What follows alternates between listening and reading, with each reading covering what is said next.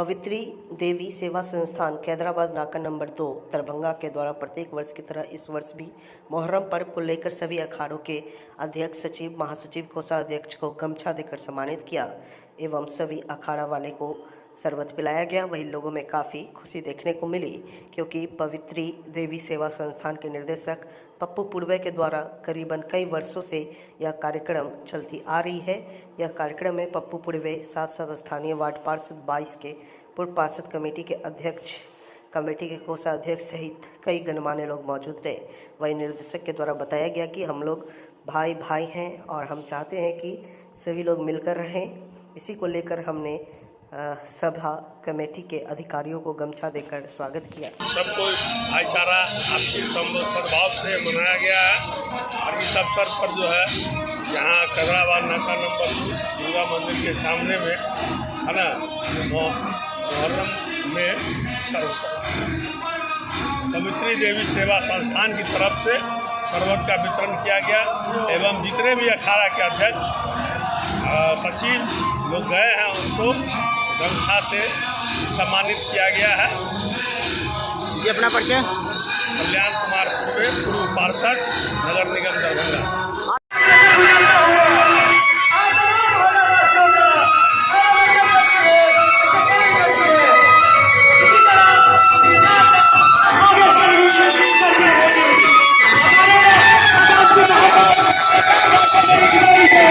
क्या कहिएगा, आज मुहर्रम पर्व को लेकर सम्मान समारोह का आयोजन किया गया, आज शरबत का व्यवस्था क्या है, इसमें क्या कहिएगा? आज का दिन बहुत ही पवित्र है और जो है ये हिंदू मुस्लिम तहजीब के लिए जो है हम लोग ये जो शरबत का वितरण कर रहे हैं और गंगा जमुना तहजीब इसकी प्राथमिकता देखते हुए हिंदू मुस्लिम भाईचारा को बढ़ावा देने के लिए इस पावन कर्म को किया जा रहा है। कितने लोगों को सम्मान समारोह किया गया?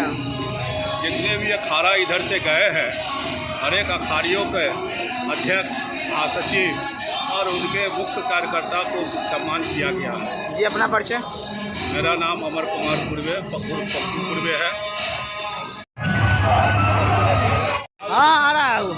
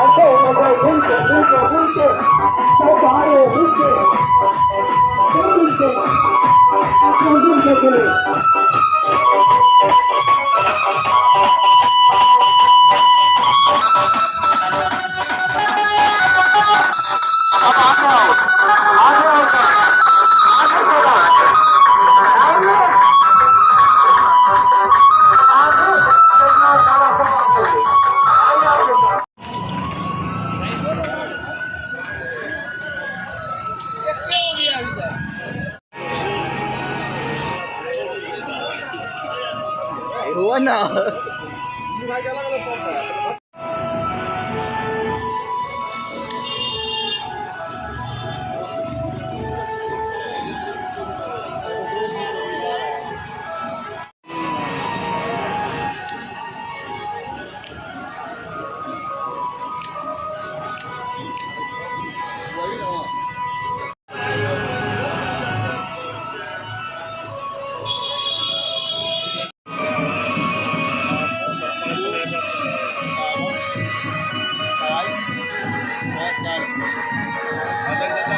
अच्छा रहेगा।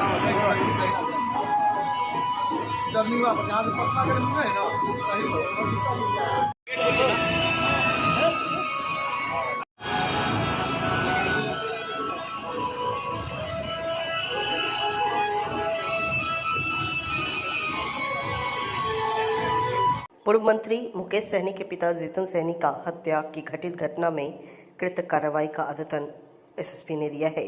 घनश्यामपुर में कांड दर्ज किया गया। मुख्य अभियुक्त काजिम अंसारी उम्र 40 वर्ष, पिता शफीक अंसारी, सुपौल बाजार थाना घनश्यामपुर जिला दरभंगा को 18/7/2024 को न्यायिक अभिरक्षा में भेज दिया गया। इस कांड में अभियुक्त काजिम अंसारी को रिमांड में लेने के लिए दरभंगा पुलिस न्यायालय में अनुरोध पत्र समर्पित किया है। गया था, वो हम लोग नहीं मिला। कल भी हम लोग कोशिश किए थे और इसी के क्रम में हम लोग माननीय न्यायालय में रिक्वेस्ट करेंगे कि रिमांड पे पुलिस रिमांड लेके फिर हम लोग उनका पूछताछ करेंगे और हथियार बरामद करने के लिए कोशिश करेंगे। और जो वहाँ आज जो हम लोग कार्रवाई किए हैं, अगल बगल जो भी CCTV कैमराज है हम लोग पूरा जांच कर रहे हैं, कोई अन्य सबूत हम लोग को मिले। जो हम लोग को पहले सबूत CCTV मिले उनको भी हम चेक कर रहे हैं। कुछ लोग जो संदिग्ध के घेरे में आ रहे हैं उनको भी हम लोग जांच कर रहे हैं। और जो अभियुक्त जो है जो बताया उनका नाम बताया उनका भी हम लोग जांच कर रहे हैं और उनका मोबाइल नंबर्स चेक कर रहे हैं। टावर डंप एनालिसिस कर रहे हैं कि जो टावर डंप हम लोग लिए थे मोबाइल नंबर बहुत सारा आया उसको भी हम लोग एनालिसिस कर रहे हैं। और उसके अलावा बहुत जो हम लोग कुछ आइटम्स जो सीज किया गया है घटनास्थल से, कागज़ होंगे, बाइक्स है, उनका भी हम लोग वेरिफिकेशन कर रहे हैं वो किनका है और क्या संबंध है। और जो कागज़ आएगा उनका भी हम लोग जांच कर रहे हैं और उनका भी वेरिफिकेशन कर रहे हैं किसका है और उनका भी हम लोग जांच किया जा रहा है। क्या सर सवाल ये उठ रहे हैं कि काजिम जब मुख्य गुनहगार है वो गिरफ्तार हो चुका है तो उसके बयान आए होंगे सामने और पुलिस को बताया होगा, तो बाकी लोग क्यों नहीं पुलिस की गिरफ्त में और क्यों बाहर हैं, क्या तो कारण? हम लोग जो आए हैं क्योंकि अभियुक्त जब पूछताछ क्रम में जो बोलते हैं उनका क्रॉस वेरिफिकेशन करना जरूरी होता है ताकि कोई निर्दोष न चले जाए। इसलिए हम लोग अनुसंधान क्रम में जो मोबाइल एनालिसिस करते हैं, CCTV फुटेज चेक करते हैं और अन्य जो बिंदु आते हैं उनका क्रॉस वेरिफिकेशन करना पड़ता है और उसके बाद जो भी नाम आएंगे हम लोग सख्ती से कार्रवाई करेंगे। एक बात सामने आ रही है सर, एक परिवार के लोग भी क्या कोई इसमें संदिग्ध हैं, किसी की भूमिका संदिग्ध नजर आ रही है? पुलिस चूँकि उसे भी कई बार उठाया है, तो ऐसे में क्या माना जाए, परिवार की भूमिका भी नज़दीकी जो है अभी हम लोग बहुत सारे बिंदु पे जांच कर रहे हैं, बहुत सारे लोगों को हम लोग जांच कर रहे हैं, मोबाइल नंबर ले रहे हैं, CCTV फुटेज चेक कर रहे हैं, सबको जो मिल रहा है हम लोग को बुला के पूछताछ भी कर रहे हैं। बहुत सारे बिंदु से चल रहा काम। क्लीन चिट नहीं माना जाए ना? नहीं, किसी को ऐसा नहीं बोले क्लीन चिट है, बट हम लोग जो शक गहरे में हम तो अनुसंधान कर रहे हैं। सर कितनी जमीन का कागज दिया था उस देश का कानून भी यह कहते हैं कि 100 गुनाहगार को सज़ा मिले लेकिन एक बेगुनाह को सज़ा नहीं मिलना चाहिए। डॉक्टर जमाल अख्तर। पहली मुहर्रम को दरभंगा जिला मुहर्रम कमेटी कार्यालय के ठीक सामने नाबालिग लड़कों द्वारा लहराए गए फिलिस्तीनी झंडा विवाद को लेकर जिला प्रशासन जिस प्रकार से मुकदमा कर कार्रवाई कर रही है उस पर एक प्रेस वार्ता का आयोजन किया गया। अखिल भारतीय कांग्रेस कमेटी अल्पसंख्यक विभाग के राष्ट्रीय महासचिव डॉक्टर जमाल हसन ने गहरा खेद प्रकट किया। उन्होंने कहा कि गिरफ्तार कर जेल भेजे गए बच्चों के माता पिता के अलावा बहुत से लोग मौजूद थे। डॉक्टर जमाल हसन का कहना है कि यह कोई बड़ा मामला नहीं था। हिंदुस्तान से जो मोहब्बत भारतीय मुसलमान में है वो अन्य किसी देश से नहीं हो सकता। सांसद में AIMM के राष्ट्रीय अध्यक्ष सांसद असदुद्दीन ओवैसी ने भी अपने शपथ ग्रहण में फिलिस्तीन जिंदाबाद का नारा लगाया था, तो उनकी गिरफ्तारी क्यों नहीं हुई? वही नाबालिग बच्चों के द्वारा फिलिस्तीनी का धार्मिक झंडा फहराने को लेकर के पुलिस की कार्रवाई पर जमकर आक्रोश प्रकट किए। पूरा मामला है वही मामला हुआ 13 तारीख को आया, पुलिस आया मेरे घर पर। हम नहीं थे ना, मेरा आदमी था। हम आ गए थे बगल में कोई काम से। मेरी लड़की थी, 2 लड़की आई, मेरी बहू थी। पुलिस आया, एक मरते आके वापस हो गया। और दूसरा बार में पुलिस इनका नाम, उनके अब्बू का नाम बता दी, तो हम लोग समझ गए कि जब नाम बता दिया गया है तो हम लोग सामने आ जाते हैं। तो हमारी लड़की से पूछा गया, हम तो थे नहीं, हमारे लड़की से पूछा कि अब छोटी से हो आपके पापा कहाँ हैं? तो मेरी लड़की कही कि तो मेरे पापा नहीं है, टोटो रिक्शा चला रहे हैं, तो टोटो रिक्शा चलाने के लिए गए हुए हैं, तो तुम अपने पापा का नंबर दो, हम कुछ नहीं कहेंगे। तो मेरी लड़की कही कि नहीं, हमारे पापा मोबाइल नहीं रखते हैं, हमारे पास में नंबर नहीं है। तो फिर सिमी बाबू गए थे, सिमी बाबू गए, अब क्या हुआ बीच में जैसे बुलाए वहाँ थाना पर, बड़ा बच्चा नहीं था घर में, नहीं था। फिर उसको बच्चा को भी बुलाया गया, जैसे हम लोग को जैसे जैसे एसपी साहब कहीं हम लोग झूठे नहीं थे, हम लोग अपने सच्चाई पर थे कि हम लोग इस देश के लिए यहाँ पर पैदा हुए, इस देश में मर जाएंगे। झूठ बोल के हम लोग को होगा क्या? क्या आरोप लगा था आपके बच्चे के ऊपर? वही आरोप लगा कि बच्चा है कहाँ, तो बच्चा को ला के दिए। आरोप वही झंडा में लगा, बच्चा को ला के दिए। बड़ा बेटा था, उसी को भेजा गया तो लेके आया बच्चा को। हम लोग को कहा एसपी साहब कि आपका बच्चा वापस हो जाएगा, हम लोग धरपकड़ नहीं करेंगे। रात भर कस्टडी में बच्चा को रखा गया। सुबह में गए उनके पापा गए तो देखें कि कहीं की नहीं है, मुंशी जी कहीं की नहीं है बच्चा यहाँ पर। 7 बजे की बात है तो मुंशी जी कहीं की नहीं है। तो पूछे कि कहाँ गए बच्चा, तो कहीं की एसपी साहब आएंगे तो पता चलेगा। तो फिर हम लोग 10 बजे सब आदमी गए, 3 आदमी से गए थे लेडीज में। ऊपर में भेजी तो देखे थे कि बच्चा रो रहा है, आँख में आंसू भरा हुआ है, बच्चा को रो रहा है। हम कहें कि बेटा कुछ नहीं होगा, उसको खिलाएं। तो कहीं सिपाही सब बोला कि ठीक है पहले आप लोग खा लीजिए तो बच्चा खाएगा। हम लोग पूछिए बच्चा से, एक उंगली हाथ नहीं लगाए, सब आपका बच्चा निर्दोष है। तो हम बोले उनको कि सिपाही साहब सो बच्चा मेरा कब छूट जाएगा? आज छूट जाएगा ना? तो बोली कि हाँ छूट जाएगा आज। हम लोग वहाँ से आ गए और उनके बाद शाम में पता 4 बजे चला कि बच्चा मेरा जेल जा रहा है। अपना नाम बताइए। जहारा खातून। लड़का कौन आपका लड़का है? जी मेरा लड़का है। कैमा लड़का है? कितना नंबर है? ये दूसरा है। क्या नाम है उसका? दूसरा लड़का है। नाम क्या है? नाम मोहम्मद गुलजार है। उम्र वही 19 साल है, लेकिन आधार कार्ड से 22 साल हो गया। शादीशुदा है? नहीं शादीशुदा क्या नहीं, आपके अभी बच्चा तो नाबालिग है। इससे पहले भी किसी तरह का कोई जेल या कोई मामले में कभी गया? कोई ऐसा चीज नहीं हुआ। बच्चा को किसी से मतलब नहीं। टोटो रिक्शा चलाते हैं, हमको 2 बजे खबर मेरे घर से आया कि अब्बू आप कहाँ हैं? तो हम सोगरा स्कूल 2 पैसेंजर को लेके जा रहे थे। उतनी में हमको खबर आया, हम सोगरा स्कूल नहीं छोड़ के नीमे चौक पर पैसेंजर को छोड़ दिए। हम सीधे घर आए तो मामला पता चला कि क्या बात है। तो कैसे हमारी पछिया कि पापा ऐसे ऐसे जो ना प्रशासन आए हुए थे 2 दफे, तो आपको थाने पर बड़ा बाबू बुलाएंगे। तो हमने जो है सबसे पहले पार्षद साहब को बोले कि ऐसी ऐसी बात है, पुलिस आया तो क्यों आया, क्या बात है। हम तो ये आपके इन्होंने हमको कहा कि आप जाइए, क्या बात है नहीं है, वहाँ जाके पूछिए, हम पीछे से आपके आ रहे हैं। हमने गए, उसी टाइम में बड़ा बाबू नहीं थे। 2 मिनट 5 मिनट के बाद आए बड़ा बाबू। बड़ा बाबू कहे इसके क्या नाम है जी? तो हम कहे कि सर मेरा नाम हुआ मोहम्मद जमाल। लड़का का क्या नाम है? हम कहे कौन लड़का सर? मेरे पास 2-3 गो है। तो कहे 2 झंडा वाला बात। हम कहे झंडा वाला बात है सर, तो हमको तो इसमें जानकारी नहीं है कि क्या बात है नहीं है। उन्होंने बोले कि गुलजार किसका नाम है? तो हम कहे कि मेरे सगिल का लड़का था। जो लड़का भारत स्टोर में 8 साल से उसके यहाँ काम करता है, भारत स्टोर में। हम कहें कि सर 7 बजे सुबह में हम जाते हैं और 8-9 बजे रात में हम आते हैं। मेरा लड़का भी जो है भारत स्टोर में रहता है और 8 बजे आता है, 9:30-10 बजे जब दुकान बंद होता है तब ये आता है। तो कहे कि आपका लड़का कहाँ है? तो हम कहे लड़का तो यहाँ नहीं है सर। 3 तारीख को हम उनसे दुकान से छुट्टी मांग लिए थे भारत स्टोर से। इनकी पुप्पू का तबीयत खराब है, इनको सर जाने दीजिए भैया। उन्होंने कहा कि ठीक है तुम ले जाओ। उसके बाद जो है कहे कि तुम जहाँ भी हो तुम्हारा लड़का को बुलवाओ नहीं तो तुम्हारे घर में हम छापामारी करेंगे, कुर्ती जब्ती करवा देंगे। बड़ा बाबू बोले। कौन थाना के? नगर थाना के। तो हम गरीब आदमी हैं, हम लोग घबरा गए, डर गए कि भाई हम लोग इस टाइप का आदमी नहीं है, हम लोग भारत देश से मिले हुए हैं, इसी में पैदा हुए, इसी में मरेंगे। मेन कारण क्या था जो आपका लड़का खोज रहा? उसके बाद फिर हमको बाबू बोले ने कि आप जाइए और लड़का को लेके आइए, समझा ना। फिर उससे हम 2-4 को बयान लेंगे और जैसा बयान होगा उस बयान पर जो है ना उसको हम छोड़ देंगे। किस लिए लेके आइए?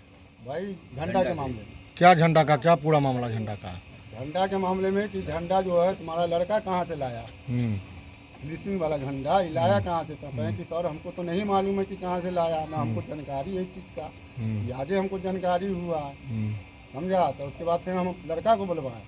लड़का को फिर वो जहाँ पुप्पू का रहती थी वहाँ का बड़ा बाबू पता ली फिर वो हमको कहें कि तुमको विश्वास है, हम कहें सर 1 घंटा में आ जाएगा। तो मेरा भतीजा यही लड़का, मेरा ही भतीजा साथे साथे थाने गया। क्या आपका लड़का वहाँ झंडा फहरा रहा था? हाँ, झंडा जुलूस में घुमा रहा था? हम तो नहीं देखे, हम नहीं देखे। ठीक। ठीक है, अब जो टीवी पर आया, इस पर आया, तो उस पर हम देख रहे हैं। हम तो जो है वो दिन में भी जो है हम सब दिन काम करेला जाते थे। तो जो वीडियो आपने देखा, क्या उसमें आपका लड़का था? लड़का है, लेकिन उसके नीचे देखिए कि उसको हाथ में दे रहा है कौन, उसको नीचे भी तो आप आइए। कौन दे रहा है उसके हाथ में? और झंडा आया कहाँ से? झंडा लड़का से आपकी बात हुई? लड़का से बातचीत हुई, लड़का ने सच्चाई बात बोला। उसके बाद डीएसपी साहब भी आए, डीएसपी साहब भी जो है लड़का से बयान लिए, हमको साइड में बैठा लिए, बयान लिए। उसके बाद क्या बयान दिया लड़का नहीं दिया। हम कहे जो बेटा सच बात है वही बात बोलना। आपको क्या लड़का जानकारी दिया? हमारा लड़का जो है बेकसूर है, उसको फंसाया गया है, समझा ना, किसी ने उनको हाथ में दिया है। और मेरा बच्चा जो है एकदम बिल्कुल ही जाहिल है, वो झंडा का कोई कदर जानता नहीं है, समझा ना। वो अपना जो है मुहर्रम का जो निशान था वो अपना भांज रहा था, उसके बाद में किसी ने उसको हाथ बढ़ा के उसको दे रहा, फिर वो पीछे बैक हो रहा है। क्या उसको आपका लड़का चिंता है? हाँ, उसको लड़का मेरा चिंता है। कौन था वो आदमी? वो लड़का का नाम बता रहा है, अब्दुल्ला नाम है। कहाँ का है? कहाँ का है हमको नहीं मालूम। वो क्या करता है अब्दुल्ला? हमको नहीं मालूम।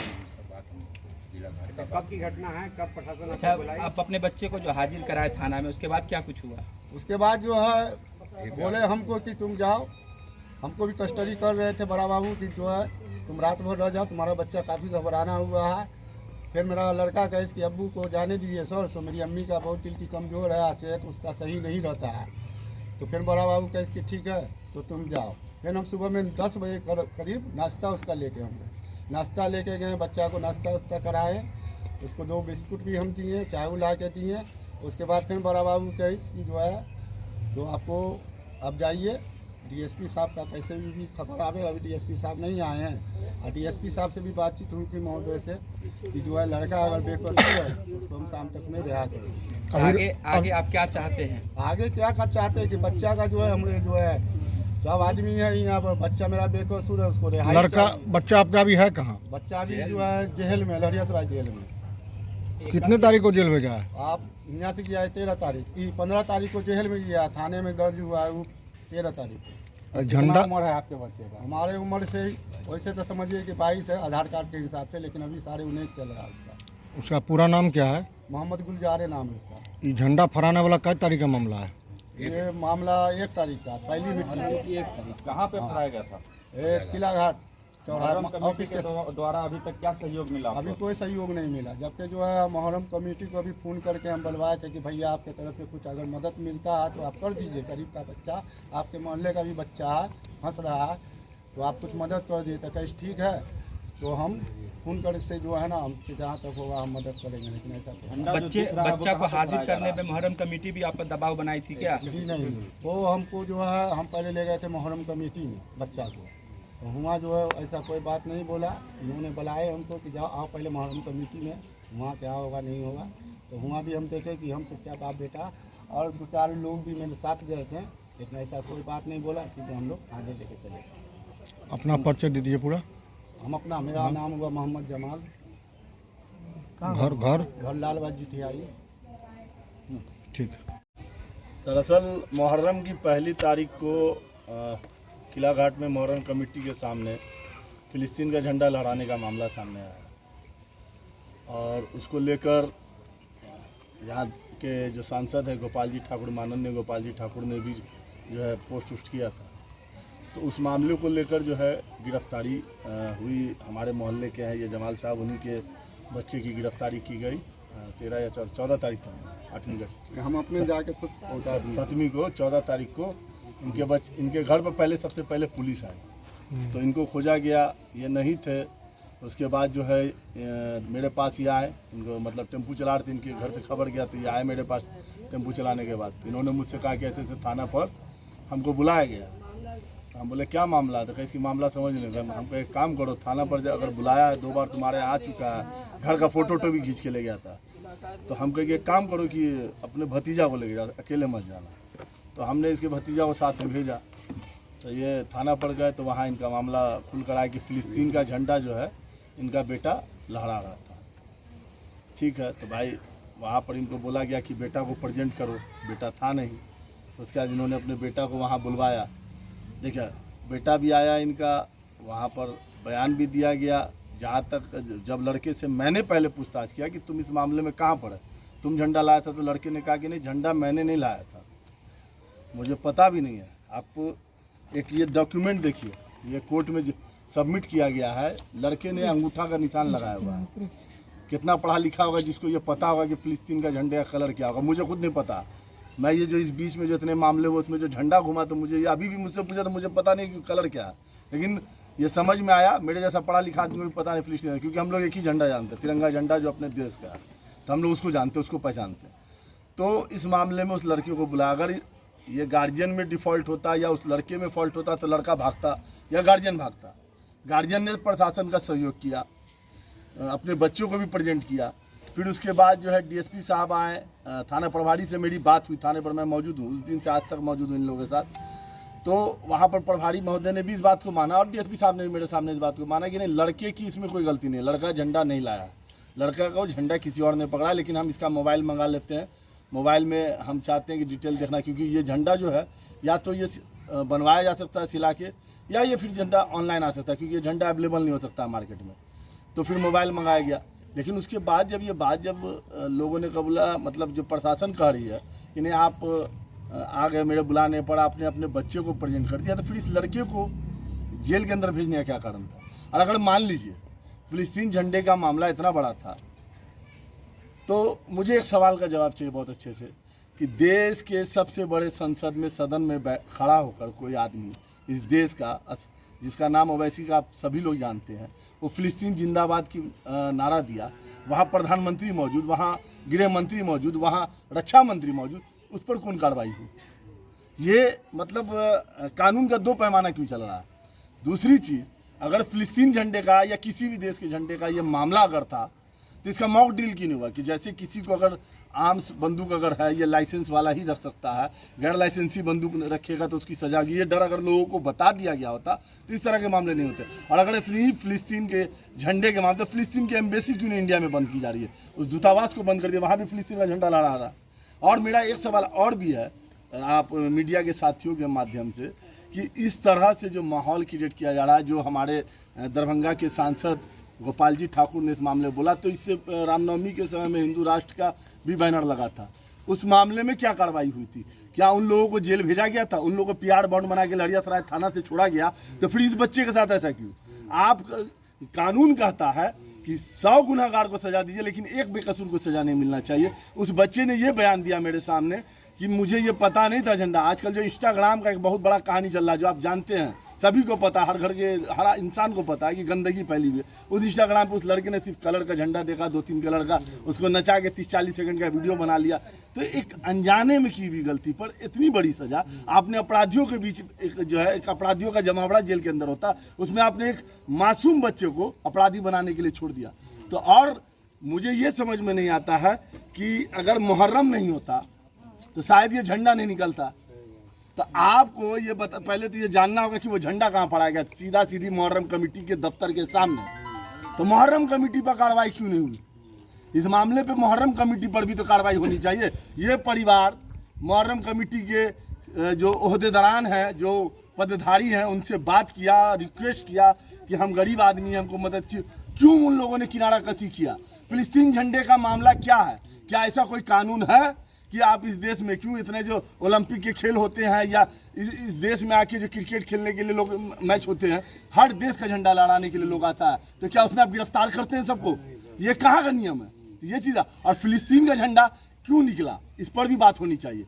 फिलिस्तीन का झंडा आज आपको कई जगह, नवादा में, गिरिडीह में, कई जगहों, कई हिस्सों में मुहर्रम के टाइम निकला। सिर्फ उसका पीछे का मकसद थोड़ा जानना, मंशा क्या था। लोग इसलिए निकाल रहे कि फिलिस्तीन में आज हजारों बच्चे मारे जा रहे हैं, हजारों लोगों का कत्ल हो रहा है, बम्बारिंग हो रहा है। उसके लिए सिर्फ ये कि यहाँ भी लोग चाहते हैं कि फिलिस्तीन में लड़ाइयाँ बंद। लेकिन इसको इतना बड़ा इशू आप बना रहे हैं कि एक बच्चे के भविष्य के साथ खिलवाड़ कर दिया। आज बताइए कि बच्चा क्या हुआ, एक दागी आपने उस बच्चे को पूरे समाज के सामने खड़ा कर दिया। ये दायित्व इसका कौन लेगा? उस बच्चे के आपने जो चरित्र को खराब करने का काम किया, इतनी बड़ी गलती है। आप मीडिया वाले सभी साथी यहाँ मौजूद हैं, मुझे बताएं क्या ये इतनी बड़ी गलती थी जिसकी सज़ा, क्या उसको आप डांट के या उससे पीआर बॉन्ड भरवा के नहीं छोड़ सकते थे? उस बच्चे को आपने जेल भेज दिया। आज उसकी माँ का रोते रोते हालत ख़राब है, उसका फादर, आज जो है समाज में लोग उसके साथ इतने लोग क्यों खड़े हैं? क्योंकि सबको पता कि ये गलत हुआ।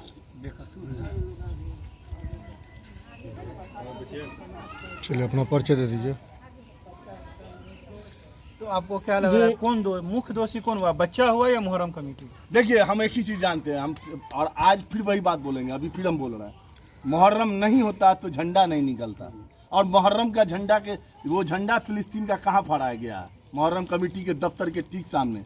तो आपने कार्रवाई अगर करनी चाहिए, जिम्मेवारी किसकी थी? अगर मेरा बच्चा गलती कर रहा है तो गार्जियन वहाँ मौजूद है, उसकी जिम्मेवारी है इस चीज़ को रोकना। लेकिन फिलिस्तीन झंडे का अगर कोई मामला था कि इस देश में किसी का झंडा नहीं, तो खेल बंद करवा दीजिए। आप यहाँ ओलंपिक बंद करवाइए, आप यहाँ की हम क्या कहते हैं सीधा सीधा, आप क्रिकेट का मैच यहाँ बंद करवाइए, जितनी भी मैच दूसरे देश का होता है उसका बंद करिए, क्योंकि उसके झंडे इस देश पर घूमते हैं, लोग लेके घूमते हैं। क्या कीजिएगा? सबको जेल के अंदर भेजिएगा? ये चीज़ तो हमको समझ नहीं आ रही कि इस मामले पर इतना कठोरतम कार्रवाई क्यों किया गया किसी बच्चे के साथ। ये चीज़ अगर सरकार अपने, और दूसरी बात, अगर इस मामले पर था तो इसका मॉक ड्रिल क्यों नहीं करवाया प्रशासन ने कि यहाँ कोई भी झंडा में दिखेगा हम उसकी गिरफ्तारी करेंगे? सबसे अच्छा रहता, गार्जियन को रहता है बच्चा तुम जो जाएगा उसको पता नहीं, वो तो इंस्टाग्राम में वीडियो बनाने के चक्कर में ये माहौल हुआ। लेकिन हमको नहीं लगता है कि इस तरह का सख्त कदम, मैं जानता हूँ प्रशासन पर भी दबाव की राजनीति हुई है, ये मैं नहीं समझ रहा, ऐसा नहीं है। प्रशासन पर दबाव की राजनीति की गई है, जहाँ वहाँ से दबाव पड़ा कि गिरफ्तारी होनी। अगर यहाँ से भी मुहर्रम कमेटी के जिम्मेदारान अगर खड़े होते तो शायद इनका बच्चा जेल के अंदर नहीं होता। पीड़ितों को न्याय नहीं मिलता है तो आगे क्या कार्रवाई करें? पीड़ितों को न्याय, देखिए अभी भी इनके लिए वकील जो है, हमने वकील का बात किया, वकील इनके लिए लड़ रहा है। न्याय नहीं मिलेगा तो इसके लिए फिर पूरे परिवार के साथ हम जो है जिलाधिकारी के यहाँ धरना में बैठेंगे। न्याय मिलने की बात कहाँ से छोड़ देंगे? सर, इस देश में पैदा हुआ है, इस देश में मरेगा, इस देश के संविधान पर हमको पूरा यकीन है। कमेटी का सहयोग मिल रहा है कि नहीं? कोई सहयोग नहीं है कमेटी का कहीं से। कोई ये तो उन्होंने बात किया था उस दिन, जिस दिन इनके बेटे को टाउन थाना में ला के रखा गया था। इन्होंने कमेटी के जिम्मेदारान, नाम नहीं खोलना चाहते हैं, बस इतना समझिए, कमेटी के जिम्मेदारान को फ़ोन किया इन्होंने, इनको कहा गया, जबकि उन्होंने कहा फ़ोन भी करा। फ़ोन तो छोड़ दीजिए, 10 मिनट बाद कमेटी के जिम्मेदारान उस टाउन थाना के सामने खड़े हैं, ये बाहर खड़े हैं, हम भी बाहर खड़े हैं, लेकिन रुकने का मतलब नहीं है। तो आपको कमेटी का जिम्मेदारान हो कि अगर आप इस बात पर नहीं बात रख सकते हैं तो फिर अफसोस की बात है। और मैं 14 तारीख से इनसे, इनके परिवार से पूछे, 14 तारीख से लेकर आज तक इनके साथ है। इनको वकील तक, गरीब आदमी है, इनके लिए वकील हमने जो किया है, छोटे बाबू अमर इमाम हाशमी साहब को, बिना किसी एक पैसे के वो इसको मदद कर रहे हैं। तो लोग ये जान रहे हैं कि कहाँ पर ज़रूरतमंद क्या पैसे इसकी है। ये बेचारा डेली कुआं खोदने वाला, डेली पानी पीने वाला आदमी, इसका बच्चा ही वैसे ही सुबह 8 बजे से नौकरी करता है, वहाँ काम करता है, बाप बेटा सब कमाता है तो घर चलता है। अच्छा जमाल जी, अभी देखिए हमको ये जानकारी है, मुहर्रम कमेटी के दफ्तर में झंडा जमा किया गया, टी शर्ट पहना था उसको जमा किया गया, तो ये मुहर्रम कमेटी की लड़कर है ना। उन्होंने अगर झंडा रिसीव किया, पकड़ा रखा होगा या झंडा उन्होंने लिया होगा, ये तो उनको नॉलेज है, ये जानकारी उनको है। लेकिन आप एक बात बताइए कि लड़का तो वही बात ना बोला, आप भी वही बात मेरे सवाल कर रहे हैं, लड़का कह रहा है कि पकड़ाया गया हाथ में, इसमें लड़का दोषी का? ये तो अनजाने की गलती है। ये तो ये बच्चा वीडियो बनाने के चक्कर में गलती करे, क्या उसकी सज़ा जेल है? क्या उसको जेल भेज देना एकमात्र मतलब यहाँ का सज़ा हो गया कि अगर कोई बच्चा अगर जाने अनजाने में कोई गलती कर जाए उसको हम जेल भेज दें? यानी वीडियो की भी तफ्तीश पूरी होनी चाहिए। वीडियो की तफ्तीश होनी चाहिए थी। दूसरी बात, हम आज भी बार बार कह रहे हैं ना कि सबसे पहले एक काम कीजिए, फिलिस्तीन जिंदाबाद के नारे लगाने वाले को जेल के अंदर भेजिए, उसके बाद ये। प्रशांत किशोर ने मुकेश सहनी के पिता की हत्या पर संवेदना व्यक्त की, कहा नीतीश कुमार के नियंत्रण में नहीं है प्रशासन, आज की बिहार सरकार, यही कारण है कि अपराधियों का बढ़ता जा रहा है मनोबल। जंगल राज। मुकेश जी के पिताजी की जो हत्या हुई है दुखद है, पूरे राज्य में लोगों ने उस पर टिप्पणी की है, मेरी भी मुकेश जी से बात हुई है, मेरे उनके मित्रवत संबंध भी हैं, तो मैं संवेदना व्यक्त कर रहा हूँ। किसी के इस तरह की दुर्दांत हत्या हो जाए, जघन्य हत्या हो जाए तो खराब है ही, लेकिन ये समाज में फैले हुए व्यापक जो लॉ एंड ऑर्डर की सिचुएशन है उसको दर्शाता है।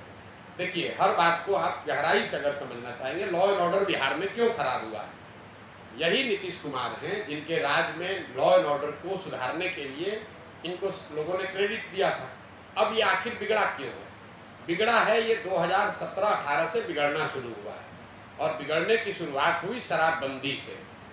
जब शराबबंदी लागू किया गया तो उसका एक परिणाम ये हुआ कि सामान्य लॉ एंड ऑर्डर की जो एजेंसियां हैं उनका आधा समय और प्रयास सिर्फ शराबबंदी लागू करने, उसको लगाने, छिपाने, कमाने में इस्तेमाल हो रहा है। तो आधी जो प्रशासनिक लॉ एंड ऑर्डर व्यवस्था है वो आपने डाइवर्ट कर दी शराबबंदी की ओर, तो उससे लॉ एंड ऑर्डर में ढिलाई हुई। उसके बाद नीतीश जी ने महागठबंधन की सरकार बना ली। तो महागठबंधन में जब जिस भी फॉर्मेशन में आरजेडी रहेगा तो ये लोगों का अपना अनुभव है कि आरजेडी के जब भी सत्ता में आई है तो इस तरह के जो आपराधिक तत्व हैं उनका मनोबल बढ़ा है या वो उस तरह के हरकतें करते हैं। तो अपराध शराबबंदी के बाद जब भाजपा के साथ थे तो शराब अपराध बढ़ना शुरू हुआ, फिर उसमें महागठबंधन आ गया तो और बढ़ गया। अब इनके हाथ में, नीतीश जी के हाथ में कुछ है ही नहीं। और नीतीश बाबू की जो अभी स्थिति है उनके कंट्रोल में सरकार है कहाँ। उसके बाद पूछा कि जमाल का घर कौन है, आदमी लोग बताया। उसके बाद कैसे गुलजार का बात है उसको वहाँ भेजो, कोई बात हमको उससे पूछना है। उसके बाद जमाल को गए वहाँ, उसके बाद जमाल को कस्टडी में कर लिया गया। उसके बाद कस्टडी में ये लोग गए, मेरे मोहल्ले के आदमी सब गए, मेरे मोहल्ला का आदमी सब बोला कि उसको छोड़ने के लिए। तो थाना से क्या बोला कि पहले लड़का को केस करो, उसको पूछताछ करना है, उसके बाद हम छोड़ देंगे। परिवार से मिला जमाल को छोड़, हाँ जमाल को भी छोड़ देंगे, लड़का को भी छोड़ देंगे। डरने की कोई बात नहीं है, खाली पूछताछ करना। जमाल को रोक के रखा, हाँ रोक के रखा हुआ था कल 1-1.5 बजे से दिन से लेकर के शाम तक 7 बजे तक। हाँ उसके बाद लड़का को बुला दिया है, उसके बाद दिया है, लड़का से कैसे पूछताछ करके दे देगा। फिर मोबाइल उसके बाद मांगा, मोबाइल भी जमा कर दिए हम लोग कोई गुनाह नहीं किए तो डरते किस लिए। बच्चा को भी पेश कर दी। क्या नाम है आपका? बच्चा का गलती है। नाम बोला ना, नाम नन्ही खातून। नन्ही खातून, ठीक है। उसके बाद पूछा कि जमाल का घर कौन है, आदमी लोग बताया। उसके बाद कैसे गुलजार का बात है उसको वहाँ भेजो, कोई बात हमको उससे पूछना है। उसके बाद जमाल को गए वहाँ, उसके बाद जमाल को कस्टडी में कर लिया गया। उसके बाद कस्टडी में ये लोग गए, मेरे मोहल्ले के आदमी सब गए, मेरे मोहल्ला का आदमी सब बोला कि उसको छोड़ने के लिए। तो उस थाना से क्या बोला कि पहले लड़का को केस करो, उसको पूछताछ करना है, उसके बाद हम छोड़ देंगे। इसका जमाल को छोड़ देंगे, हाँ जमाल को भी छोड़ देंगे, लड़का को भी छोड़ देंगे। नहीं आएगा तब तक नहीं, डरने की कोई बात नहीं है, खाली पूछताछ करना। जमाल को रोक के रखा, हाँ रोक के रखा हुआ था कल 1-1.5 बजे से दिन से लेकर के शाम तक 7 बजे तक। हाँ उसके बाद लड़का को बुला दिया है, उसके बाद दिया है, लड़का से कैसे पूछताछ करके दे देगा। फिर मोबाइल उसके बाद मांगा, मोबाइल भी जमा कर दिए हम लोग कोई गुनाह नहीं किए तो डरते किस लिए। बच्चा को भी पेश कर दी। क्या नाम है आपका? बच्चा का गलती है। नाम बोला ना, नाम नन्ही खातून। नन्ही खातून, ठीक है। यहाँ अभी हम जहाँ खड़े हैं ये शांति विहार फेज 2 है। यहाँ पे दरभंगा एयरपोर्ट से 1.25 किलोमीटर की दूरी पे, दरभंगा न्यू रेलवे स्टेशन से 500 मीटर की दूरी पे और NH57 से मैक्सिमम 1 किलोमीटर की दूरी पे ये हमारा प्रोजेक्ट है। यहाँ हम ज़मीन को डेवलप करके पूर्ण रूप से विकसित करके लोगों को दे रहे हैं। जो भी लोग दरभंगा में अपना घर बनाना चाहते हैं, जिनका भी सपना है कि दरभंगा में अपना एक मेरा घर हो, उनके लिए यहाँ पर यदि पैसा है तो पूर्ण रूप से क्या है 90 दिन के अंदर फुल पेमेंट करने पर क्या है 90 दिन के अंदर हम रजिस्ट्री दे रहे हैं। यदि जिनके पास पैसा नहीं है तो क्या है कि उनको 25% डाउन पेमेंट के साथ साल भर का टाइम दिया जा रहा है। यदि रेट की बात करें तो 1500 रुपये पर स्क्वायर फीट है, ठीक है। यदि कोई 90 दिन के अंदर पेमेंट करते हैं तो उनको क्या है डिस्काउंट भी मिलता है। यदि यहाँ सुविधा की बात की जाए तो 30 फीट हम लोग मेन रोड देते हैं, जो कि क्या है दरभंगा शहर में नहीं मिलता है। 30 feet main road, 20 feet branch road, हर प्लॉट में क्या है हम लोग मिट्टी भर के देते हैं। साथ ही क्या है जो भी प्लॉट है ठीक है उसके दो